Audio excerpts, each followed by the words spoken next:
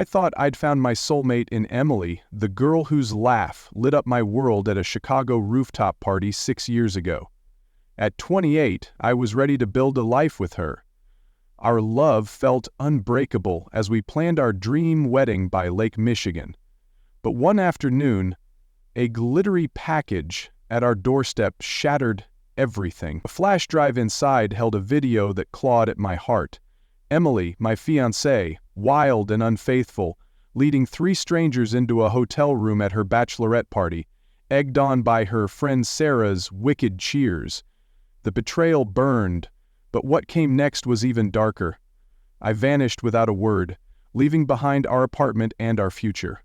What unfolded would unravel Emily's perfect life, piece by piece, in ways she never saw coming. How far would I go to expose the truth?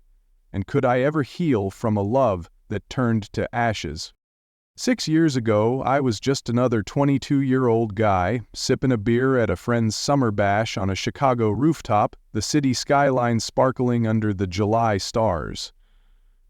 That's when I saw her. Emily, 21, standing across the crowded deck, her laugh cutting through the music like a melody I didn't know I needed.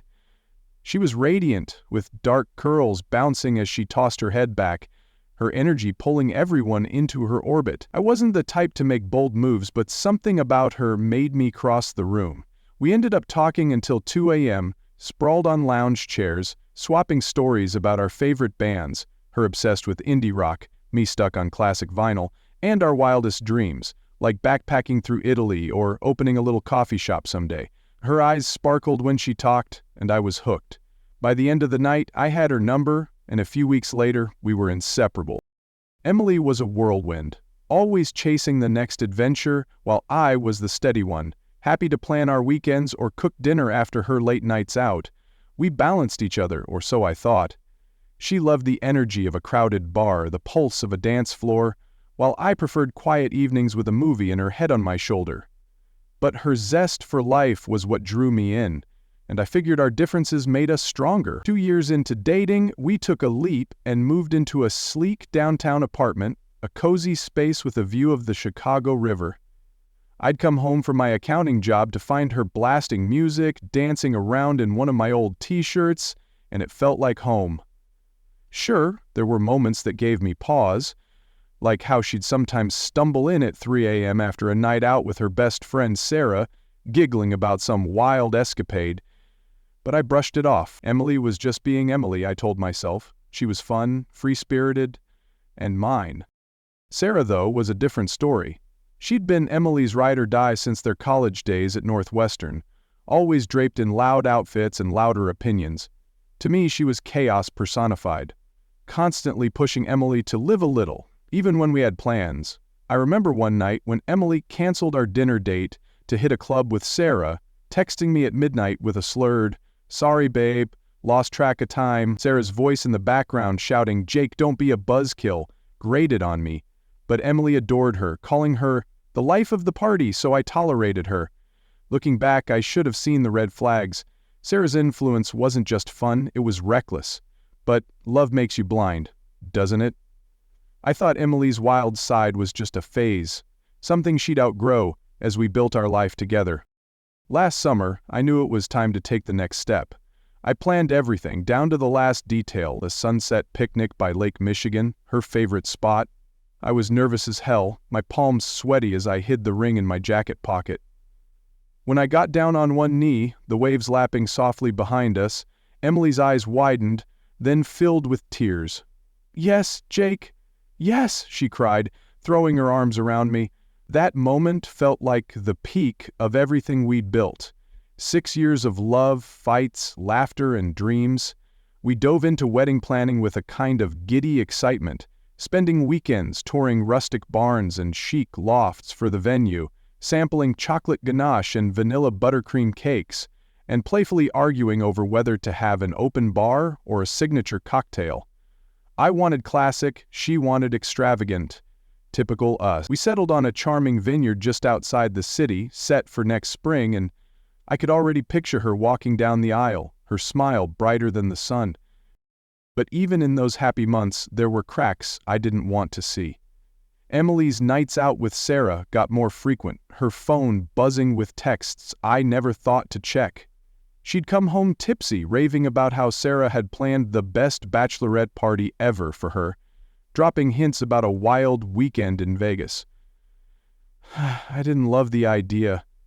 Vegas felt like Sarah's playground, not Emily's. But I trusted her. "It's just one last hurrah before we settle down," she'd say, kissing my cheek. I'd nod, ignoring the knot in my stomach.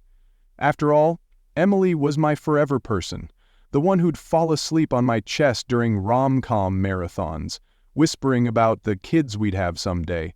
She wasn't perfect, but she was mine, and I believed in us. Looking back, I wonder how I missed the signs. The late-night texts from Sarah, the way Emily's eyes lit up when she talked about letting loose, the times she'd brush off my questions about her plans with a laugh. Maybe I didn't want to see it. Maybe I was too caught up in the fantasy of our future. A house with a picket fence, a dog, maybe a couple of kids running around. I'd spent 6 years building that dream with her, compromising on her love for chaos, saving every extra dollar for our wedding. I thought we were a team, that we'd face the world together. But all it took was one package, one flash drive to show me how wrong I was. That moment on our doorstep wasn't just the end of our love story. It was the start of a reckoning, one that would tear Emily's world apart and force me to find out who I really was without her. The weight of that moment by Lake Michigan, when Emily said yes with tears in her eyes, still lingered as I stood in our Chicago apartment, staring at a glittery gift bag on our doorstep. It was a Tuesday afternoon, and I wasn't supposed to be home. A canceled meeting at my accounting firm gave me a rare chance to surprise Emily with her favorite homemade lasagna and a bottle of her go-to Pinot Grigio. But when I saw that bag, its sparkly tag screaming, "To the fiercest bride-to-be, you owned the night, love Sarah," my stomach twisted. Sarah's handwriting was unmistakable, all loopy and dramatic, just like her. I told myself it was nothing, just another over-the-top gesture from Emily's chaos-loving best friend. But something felt off, like a storm brewing in the distance. I brought the bag inside, setting it on the kitchen counter, my fingers hesitating over the pink tissue paper. Curiosity gnawed at me, whispering that I needed to know what was inside. It wasn't snooping, I reasoned. It was left out in the open, practically begging to be opened, right? I pulled out the contents one by one. A cheap plastic tiara, a bride's last fling sash, and a shower of glittery confetti that stuck to my hands like a bad omen. Then my fingers brushed against something unexpected, a pair of men's boxers, crumpled and clearly not fresh from the store. My heart thudded, a cold sweat prickling my neck. I tried to laugh it off. Maybe it was one of Sarah's crude jokes, the kind she thought was hilarious but always made me. But the unease grew sharper, like a blade pressing against my chest. At the bottom of the bag, tucked beneath the mess, was a small black flash drive. My mind screamed to leave it alone, to wait for Emily to explain, but my hands moved on their own. I grabbed my laptop, plugged in the drive, and opened the only file there, a video labeled Emily's Epic Night. The screen flickered to life, and at first it looked like any bachelorette party. Emily sat in a booth at a pulsing Vegas club, her dark curls bouncing under the plastic tiara, the sash glowing under neon lights. She was laughing, clinking glasses with Sarah and a gaggle of their friends, all of them screaming over the music. She looked like the Emily I knew, vibrant, unstoppable, the center of every room, but there was something in her eyes, a wildness I hadn't seen before, like she was untethered, free from all rules. I leaned closer, my breath shallow, telling myself it was just a party. Then the video cut to a new scene, and my world started to crack. The camera followed Emily as she stumbled onto a stage at what was clearly a male strip club, her sash catching the spotlight. She was giggling, her movements loose from too many drinks as she grinded against a shirtless dancer, his oiled muscles gleaming. Sarah's voice whooped in the background. "Get it, Em! Show 'em how it's done!" Her friends cheered, their phones out, capturing every second. My chest tightened, but I tried to rationalize it. Bachelorette parties get wild, don't they? It's just dancing. Just a show. But then Emily grabbed the dancer's hand, pulling him off the stage toward a curtained-off private room, her laughter echoing as the camera followed. I paused the video, my finger trembling over the keyboard. My heart was a drumbeat in my ears. Maybe she just went in there for a laugh, I told myself. Maybe she walked out after a minute. But deep down, I knew better. I hit play and the next clip obliterated any hope I had left. The setting shifted to a dimly lit hotel lounge. Emily sprawled on a velvet couch, surrounded by three guys I'd never seen before. They were slick, confident, leaning in close as they laughed and passed her drinks. She was flirting, her hand brushing one guy's arm, her smile reckless. Then one leaned in and kissed her. My breath caught, a sharp pain slicing through me. She didn't pull away. She kissed him back, her hands tangling in his hair. Another guy joined in, and she didn't stop him either. The camera panned as she stood, leading all three toward a hotel room, her tiara crooked, her sash slipping off her shoulder. Sarah's voice cut through, laughing, "Emily, you're a queen! Bride of the century!" The video ended and I sat there, staring at the blank screen, feeling like my chest had been hollowed out. This wasn't the Emily I'd loved for 6 years, the one who'd fall asleep on my chest during our Sunday movie nights, whispering about the family we'd start. This wasn't the woman who'd cried when I proposed, promising to be mine forever. My mind replayed every moment of our relationship, searching for signs I'd missed. Had she always been this reckless? Were those late nights with Sarah more than just girls' nights out? I felt like a fool, blindsided by the woman I thought I knew. The boxers, the video, Sarah's smug note. It all screamed betrayal, planned and celebrated. My hands shook as I closed the laptop, the room spinning around me. When Emily came home that evening, she was all smiles, kissing my cheek and chattering about wedding centerpieces like nothing had happened. "What do you think, babe? Roses or peonies?" she asked, oblivious to the storm inside me. I forced a nod, my voice stuck in my throat, the video playing on a loop in my head. Every laugh, every kiss, every touch from those strangers burned like acid. I couldn't look at her without seeing her in that hotel room, Sarah's voice egging her on. I mumbled something about being tired and retreated to the couch, my mind racing. How could she act so normal? Did she think I'd never find out? Or, worse, did she not care? That night, I didn't sleep. I lay awake staring at the ceiling, the weight of 6 years crashing down.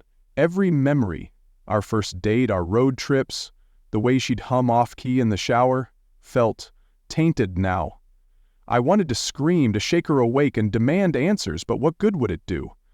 The truth was on that flash drive, undeniable and raw. By morning, as Emily kissed my forehead and left for work with a cheerful, "See you tonight, babe," I knew I couldn't stay. The life we'd built, the future I'd dreamed of, it was gone. All that was left was a choice: confront her and drown in her excuses, or walk away and take back my life. I chose the latter, and it set off a chain reaction that would change everything. The image of Emily leading those 3 strangers into a hotel room, Sarah's mocking cheers echoing in the background, haunted me as I sat on our couch, the apartment suffocatingly quiet after she left for work. Her cheerful, "See you tonight, babe," felt like a cruel joke, each word twisting the knife deeper. I'd spent the night wrestling with rage and heartbreak, the flash drive's video replaying in my mind like a nightmare I couldn't escape. By morning, my decision was clear. I wasn't going to confront Emily. I wasn't going to give her the chance to spin lies or cry her way out of this. The woman I'd loved for 6 years, the one I'd planned a life with, was a stranger now. I couldn't stay in this apartment, surrounded by memories of a future that no longer existed. I had to leave, quietly, decisively, and for good. I moved like a man possessed, grabbing a duffel bag from the closet and stuffing it with essentials: clothes, my laptop, chargers, a toothbrush. I didn't care about the fancy coffee maker we'd argued over buying or the leather couch we'd saved up for. Let Emily keep it all. She could have the wreckage of our life. My hands shook as I packed, not from fear but from the surreal weight of what I was doing. I'd always been the planner, the guy who mapped out every vacation, every budget, every Sunday brunch. But now, I was acting on instinct, no roadmap, just a burning need to get out. As I zipped the bag, I realized this was the first time I'd ever done something so impulsive. It felt like shedding a skin I'd outgrown. I grabbed my phone and started searching for a place to go. A hotel felt too sterile, too close to the chaos I was fleeing. I needed somewhere quiet, somewhere I could breathe and figure out my next move. Scrolling through listings, I found a small cabin retreat in Wisconsin, 2 hours from Chicago, nestled by a lake with nothing but woods and silence. It wasn't fancy, just a king-sized bed, a fireplace, and a deck overlooking the water. But it was perfect. I called and booked a week, paying up front without blinking at the cost. Money didn't matter, peace did. Before leaving, I pulled a folder from my desk, the one with all our wedding contracts. I wasn't about to pay for a wedding that would never happen. My first call was to the Vineyard venue. "Hi, this is Jake," I said, my voice steady, despite the storm inside. "I need to cancel a wedding reservation." The coordinator sounded surprised. "Oh, I'm so sorry. Can I ask why?" I kept it vague. "Change of plans. Life happens." She rambled about a 20% deposit fee, but I cut her off. "That's fine. Just cancel it." I hung up, grabbed my bag, and walked out the door without looking back. The drive to Wisconsin was a blur, the Chicago skyline fading in my rearview mirror as I followed the GPS. My mind was a battlefield, replaying the video, Emily's reckless smile, those strangers' hands, Sarah's smug narration. Had she been hiding this side of herself all along?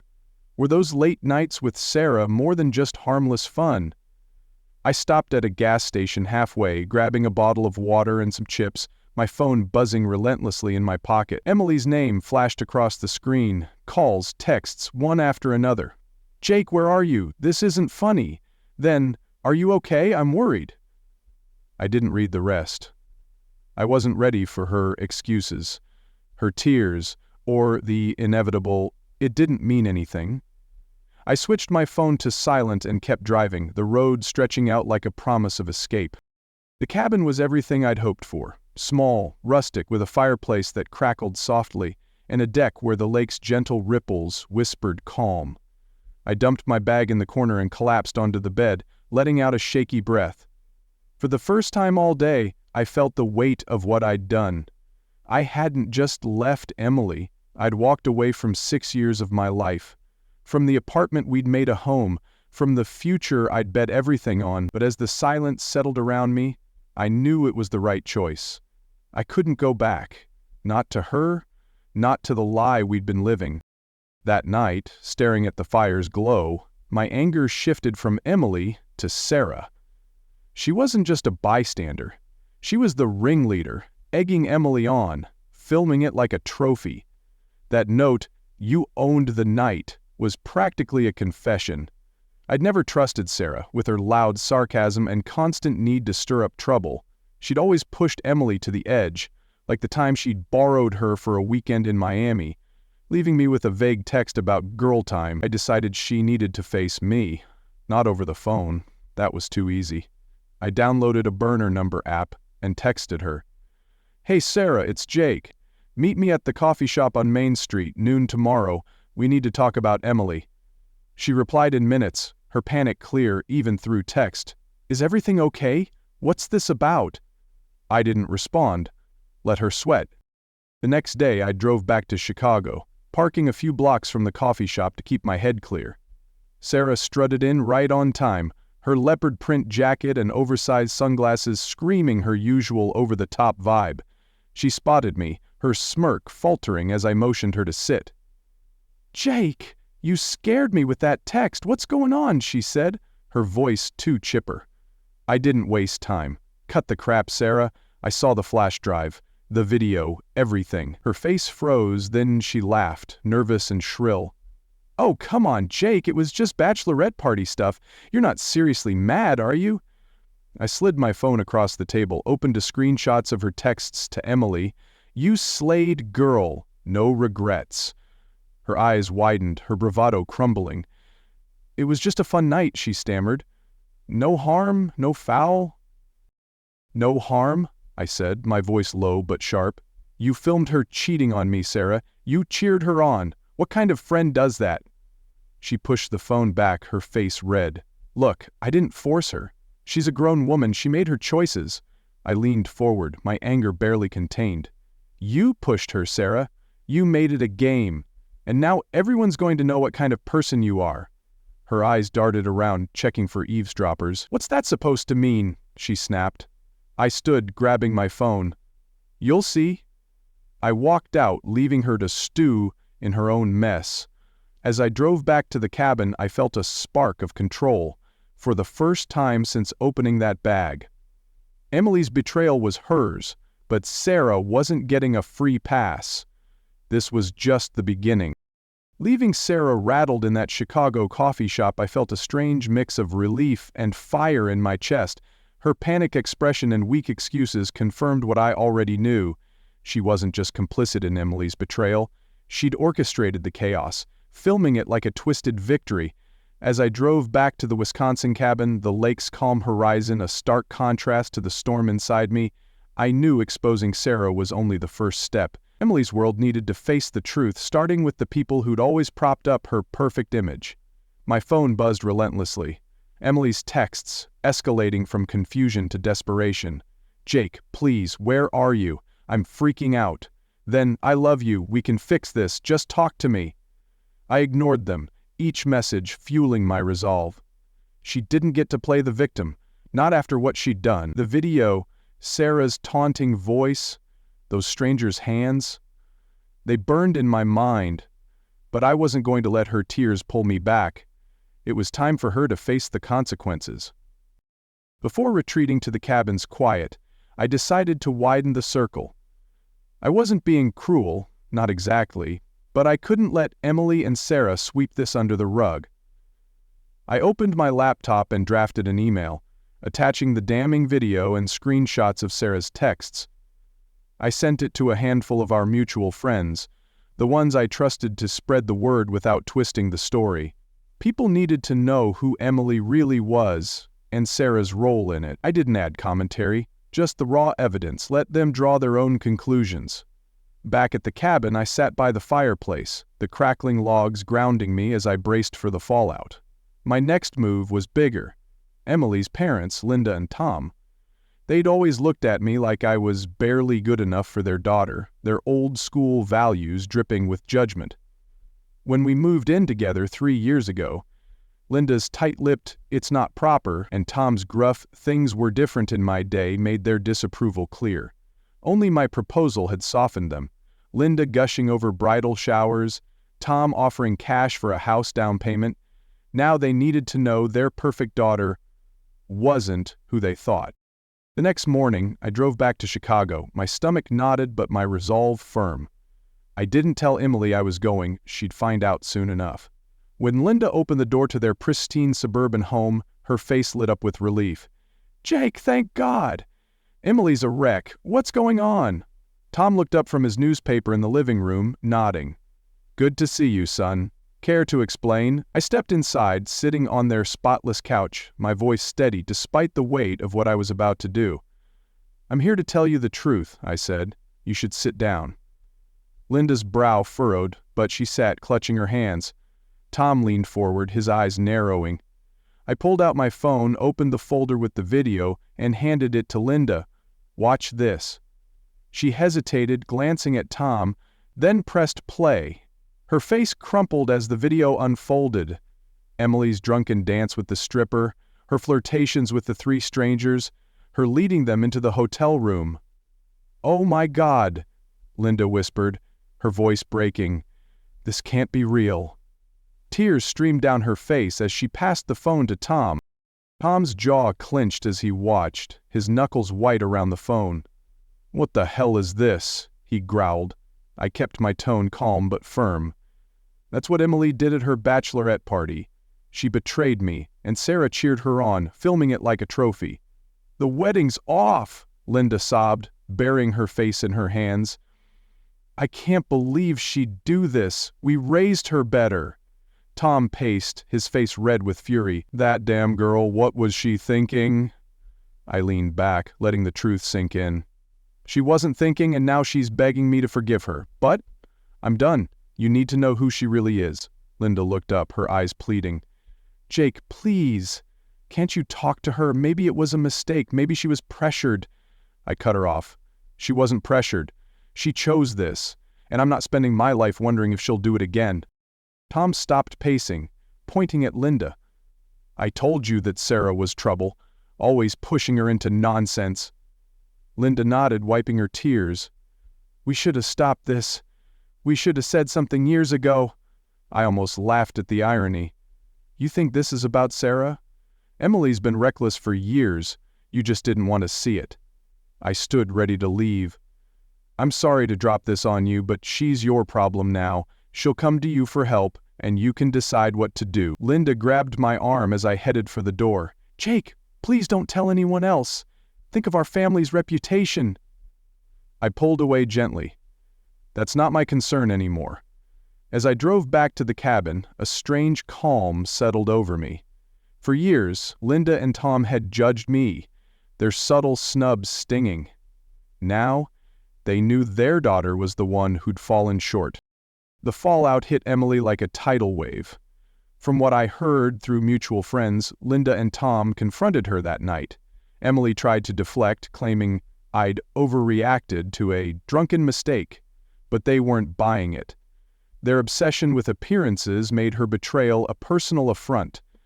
They packed her things and left them on the porch with a note, "Own your mistakes." Emily, desperate, turned to Sarah, but their friendship imploded after a screaming match where Sarah snapped, "Don't blame me, you wanted this." Sarah refused to let her crash at her place, and Emily's other friends, like Rachel, who'd cheered at the party, ghosted her, claiming they didn't know it was that bad. By the end of the week, Emily was couch surfing, her once glamorous life unraveling. Her cushy marketing job, secured by Tom's connections, vanished when her drama leaked to her boss, who was already fed up with her tardiness. She was let go, the excuse being downsizing, but everyone knew better. Emily's texts grew more frantic. "Jake, I have nowhere to go. I'm sorry, I'll do anything." I didn't respond. She'd built this mess, and I wasn't her safety net anymore. Word spread fast. Our friends, once her loyal cheerleaders, turned their backs. Rachel distanced herself, telling everyone she'd been clueless about the full extent. The truth I'd sent out was a spark that set her world ablaze, and I felt a grim satisfaction watching it burn. Emily was learning the hard way. Actions have consequences, and no amount of tears could undo what she'd done. As Emily's world crumbled, her parents' rejection, her friends' abandonment, her job gone, I sat by the lake outside my Wisconsin cabin, the sunset painting the water in hues of gold and crimson. The truth I'd unleashed had spread like wildfire, leaving her to face the consequences of her betrayal. Her desperate texts still lit up my phone. "Jake, I've lost everything. Please, just talk to me." Each plea stung, but I didn't reply. The Emily I'd loved, the one I'd planned a life with, was gone, replaced by the reckless stranger from that bachelorette party video. The cabin's quiet, with its crackling fireplace and whispering pines, gave me space to process the wreckage of 6 years. I wasn't the same Jake who'd proposed by Lake Michigan, full of naive hope. That man was gone too, but in his place was someone stronger, someone who'd chosen himself over a lie. I spent my days at the cabin reflecting, the solitude a balm for my raw heart. I thought about the red flags I'd ignored, Emily's late nights with Sarah, her thrill-seeking streak, the way she'd brush off my concerns with a laugh. I'd been so caught up in our dream of a future, a house, kids, a dog, that I'd missed the cracks. Sarah's role, egging Emily on, filming her betrayal, was vile. But Emily had made her choices. That truth hit hard, but it also freed me. I didn't need her apologies or her tears. I needed to move forward, to rebuild a life untainted by her chaos. I called my parents one evening, their steady voices grounding me. "You did the right thing, son," my dad said. "Better now than after the wedding." my mom added. "You'll find your way, Jake. You always do." Their support, free of judgment, was a lifeline. Word trickled back through mutual friends about Emily's spiral. After her parents kicked her out, she'd burned through her savings renting a dingy apartment on Chicago's outskirts. A part-time barista job barely covered her bills, and her once vibrant social circle had vanished. Rachel, who'd cheered at the party, cut ties entirely, saying the drama was too much. Sarah, after their blowout, told everyone Emily was playing the victim. Even Linda and Tom, humiliated by the scandal, refused to take her back, their obsession with appearances trumping their love. Part of me felt a twinge of pity. Emily had been the center of every room, and now she was alone. But that pity faded when I remembered her in that hotel room, laughing as she shattered our future. She'd coasted through life, relying on others to clean up her messes, but no one was coming to save her now. As the week at the cabin ended, I packed my bag, the lake's calm mirroring the clarity I'd found. I wasn't running anymore. I was choosing a new path. The pain of Emily's betrayal lingered, a scar I'd carry, but it didn't define me. I drove back to Chicago, not to confront her, but to start fresh. I'd find a new apartment, focus on my career, maybe even travel to Italy like we'd once dreamed. The sunset I'd watched wasn't just beautiful, it was a promise of new beginning. I didn't hate Emily. I didn't need to. Her life was her own to fix or not. For me, the road ahead was open, and I was ready to walk it alone, stronger for it. What would you do if you were me? Forgive and forget? Or let the truth set you free?